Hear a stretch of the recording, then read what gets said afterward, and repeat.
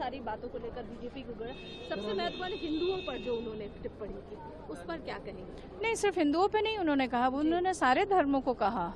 उन्होंने इस्लाम पे बोला, हिंदू पे बोला, बौद्ध के ऊपर उन्होंने बोला, सिखों के लिए कहा, तो उन्होंने सभी पे उन्होंने बोला। ऐसा नहीं है, बट बीजेपी उसको ऐसे प्लांट कर रही है कि सिर्फ हिंदुओं पे हमला किया राहुल गांधी जी ने, या ऐसा कुछ नहीं कहा।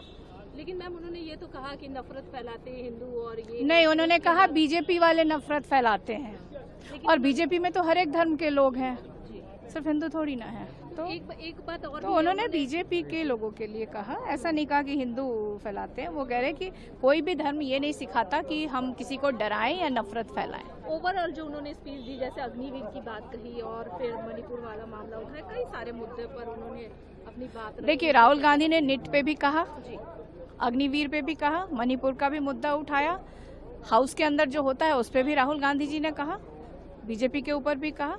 तो आप वहीं पे आप देखिए कि अनुराग ठाकुर ने बहुत सारी चीज़ों की चर्चा की। अनुराग ठाकुर ने बार बार इमरजेंसी के लिए राहुल गांधी जी को कहा जा रहा है कि माफ़ी मांगिए। मैं आपको बता देना चाहती हूँ कि फरवरी 1977 से लेकर के जनवरी 1978 तक इंदिरा गांधी ने सार्वजनिक तौर पे 3 बार माफी मांग चुकी हैं इमरजेंसी को लेकर के देश की जनता से।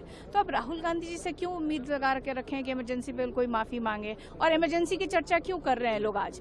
तकरीबन अब 50 साल होने जा रहा है, या अगले साल हो जाएगा इमरजेंसी को 50 साल। अब मणिपुर पे प्रधानमंत्री जी सब चीज़ों की बात करते हैं, लेकिन मणिपुर के बारे में कुछ भी नहीं कहते हैं। तो अभी की बात क्यों नहीं कहा जा रहा? ये अपने 10 वर्षों के कार्यकाल में जो घटनाएं घटी है उसकी चर्चा ये बीजेपी वाले या हमारे देश के प्रधानमंत्री जी क्यों नहीं करते हैं?